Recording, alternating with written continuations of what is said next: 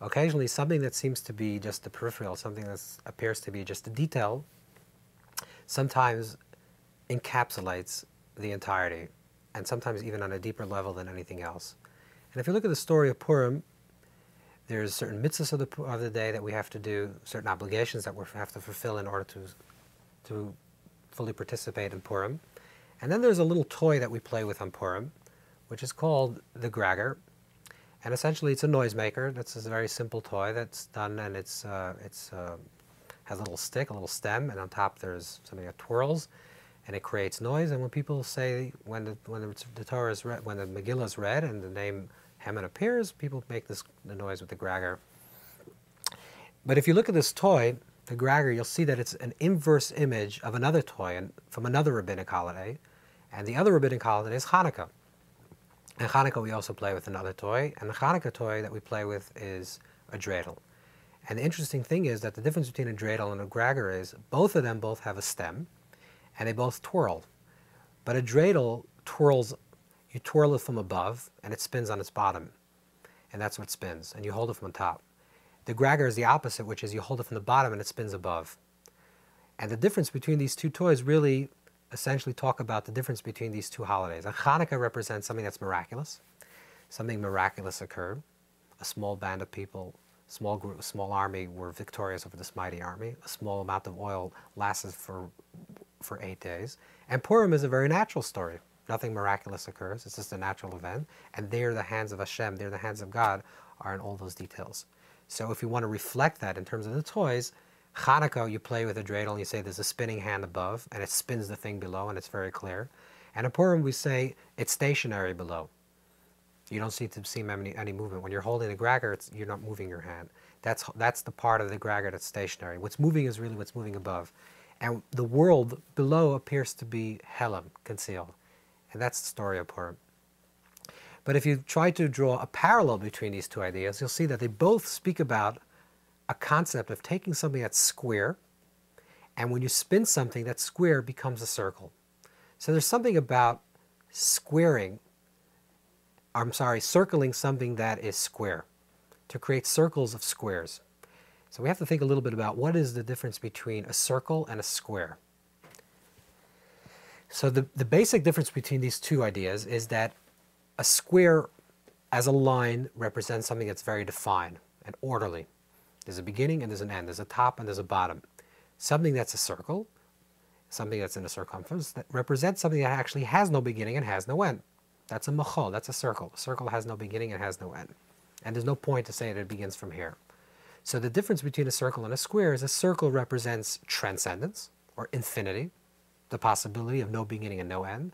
And a square represents something that's very dimensional, something that's very squared.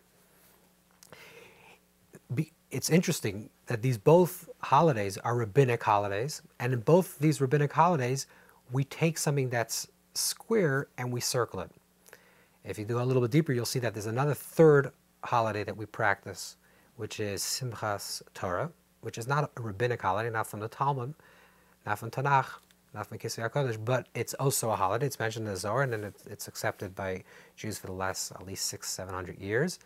And that's the same idea. You take a bima, which is square, that's the place where you read the Torah, and you circle around the bima, which means you're creating circles in something that's square. So we have to think about these two ideas of circles and squares.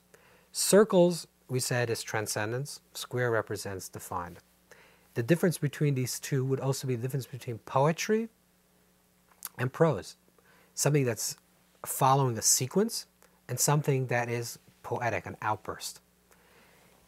Law, Torah, represents square because we're receiving the Torah. The Torah is given to us. We receive the Torah and we follow the law. Law is square. In the world of law, there's a first, a second, and a third, and etc. There's an action, there's a reaction. There's a cause and there's an effect. You do something and there's a karmic effect of the reaction. You do something good, there's an effect of good. You do something negative, there's something that's negative. There's no possibility of tshuva, of transformation, of changing something that happened in the past. The past impregnates the present impregnates the future. Everything is just part of one line. That's the world of law. The Torah itself is called Hashir HaZos, the great song. Kisol Chemes Hashir Azos, write this great song, because the Torah itself is both has the dimension of law, and in the world of absolute law, there is no possibility of change. Something that was done in the past is an absolute. But in the world of poetry, in the world of heart, of a heart space, in the world of circle, we can reclaim the past, because the past is ever present.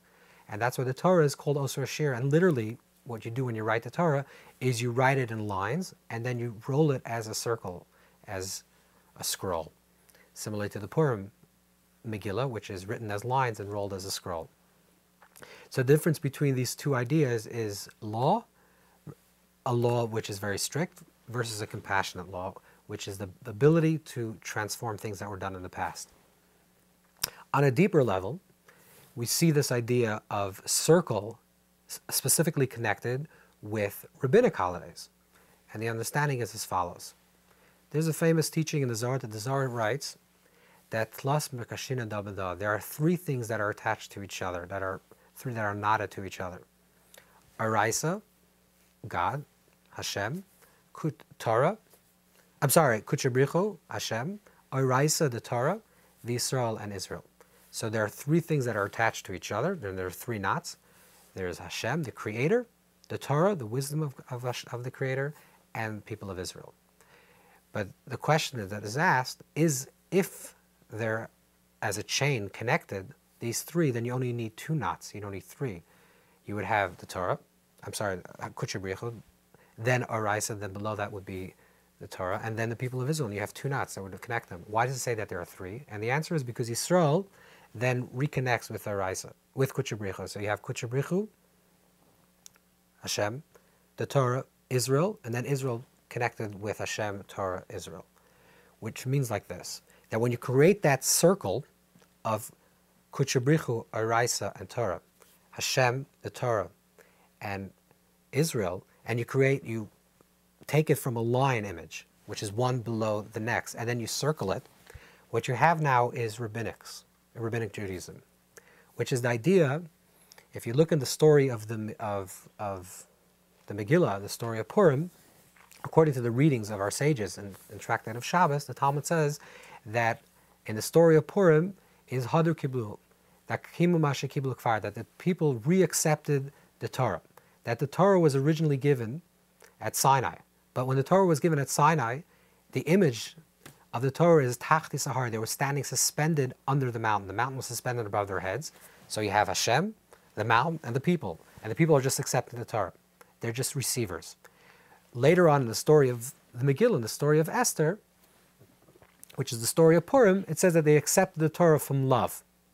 And it wasn't just forced upon them, but they participated in this acceptance of Torah. The participation in the acceptance of Torah, in the revelation of Torah, is where the possibility comes about to create the Yom Tov, the holidays of Purim and Hanukkah and all the rabbinic holidays. Because when we're just accepting the Torah, then it's law. And what we're given to the Torah, whatever was revealed to us on Sinai, is what we accept.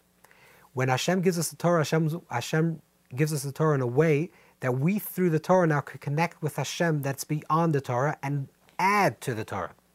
The adding to the Torah comes because of the circle.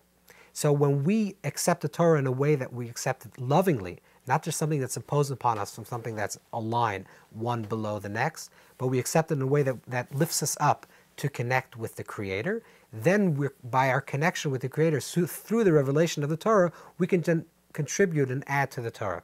And that's the rabbinic holidays of Hanukkah and Purim and Simchas Torah and the other rabbinic holidays, which means the possibility of transformation in our own selves, of the acceptance of something, of acceptance of revelation, is so deep that we now start participating. We're not just receiving as a line, but we're participating as a circle.